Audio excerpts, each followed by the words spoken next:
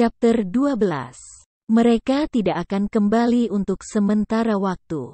Ayo jalan-jalan keliling kota. Zuo Fan berbalik dan berjalan pergi. Kapten Pang tahu dia tidak mengambil hati kata-katanya dan menghela nafas saat dia mengikuti. Mereka segera berada di area pasar. Disinilah para pembudidaya nakal menjual barang dagangan mereka, untuk bertukar barang atau bahan budidaya lainnya. Dengan pengalaman Zuo Fan, dia seharusnya bisa menemukan barang yang diabaikan orang lain. Keduanya mengunjungi banyak kios. Dan berkali-kali Kapten Pang ingin memasukkan tangannya ke dalam sakunya. Tetapi ketika dia melihat Zuo Fan berjalan pergi dengan tatapan kusam, dia mengikutinya. Mungkin dia tidak menyadarinya, tetapi sang kapten besar penjaga dikurangi untuk mengikuti Zuo Fan di setiap langkah. Ai, sejak kapan dunia dipenuhi dengan harta yang diabaikan? Ayo pergi saja. Zuo Fan menjelajahi pasar tetapi tidak ada yang menarik perhatiannya. Saat itulah dia mendengar keributan. Dia pergi menemui pemilik kios dan seorang gadis berwajah merah dalam perselisihan yang memanas. Dia memimpin Kapten Pang melewati pusat kerumunan dan melihat penampilan gadis itu. Dia mengenakan pakaian putih, dengan alis halus seperti bulan sabit dan tampak tenang dan lembut. Bahkan ketika dimarahi, dia tidak pernah kehilangan senyumnya seolah-olah dia tidak pernah marah. Dia bertahan meskipun ditentang. Giok hitam ini palsu. Bagaimana itu palsu? Ini adalah batu giok hitam paling murni, yang jika dibiarkan di bawah sinar matahari selama sehari, akan tetap terasa sejuk saat disentuh. Jika dipakai sebagai liontin, kultivasi akan jauh lebih mudah. Pria itu meludah tanpa henti tentang betapa murninya itu.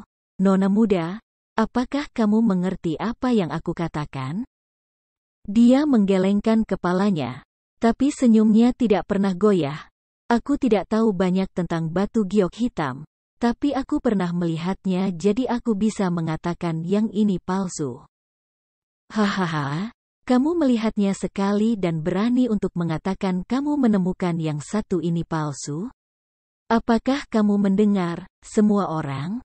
Pernahkah ada situasi yang tidak masuk akal di dunia ini? Memang pernah, dan aku tahu aku benar. Jika kita berbicara tentang harga, batu giok hitam terburuk bernilai 10 batu roh sedangkan yang terbaik 100. Namun milikmu hanya 3 batu roh. Keluar dari sini, cukup dengan sampahmu, gadis kecil.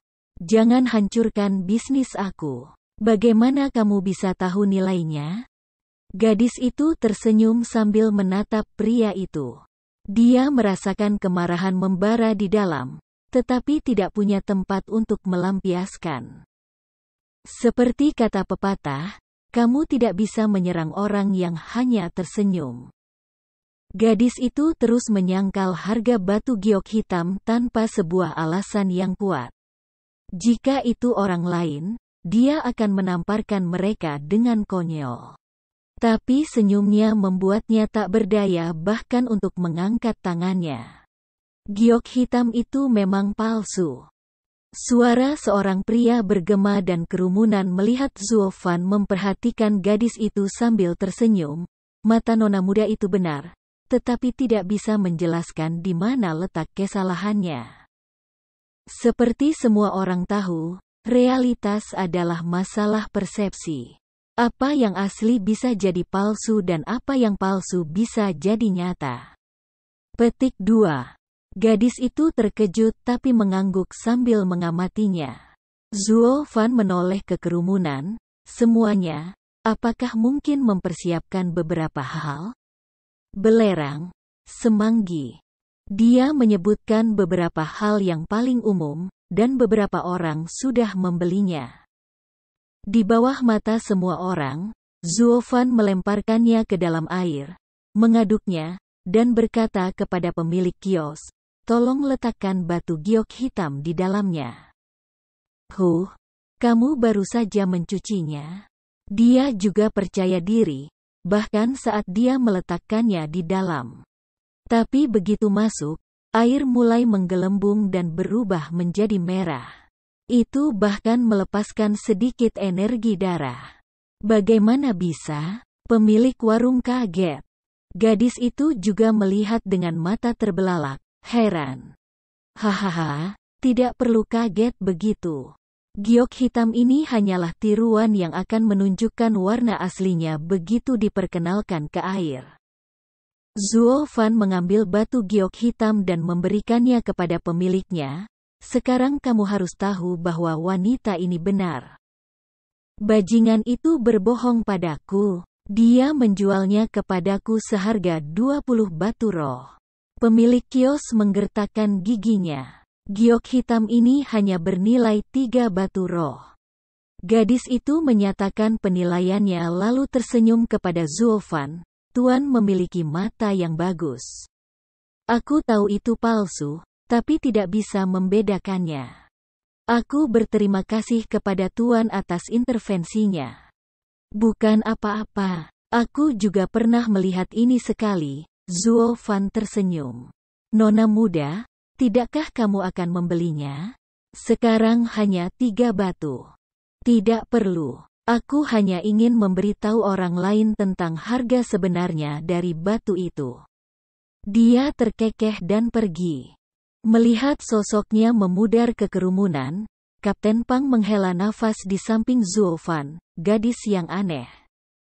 Zuo Fan, di sisi lain, menghela napas. Lega saat dia bergumam, mata gadis itu tajam dan jahat. Untung dia masih belum berpengalaman, atau dia akan mengambil harta itu tanpa ragu-ragu. Dia kemudian beralih ke batu giok hitam, matanya bersinar dengan kegembiraan.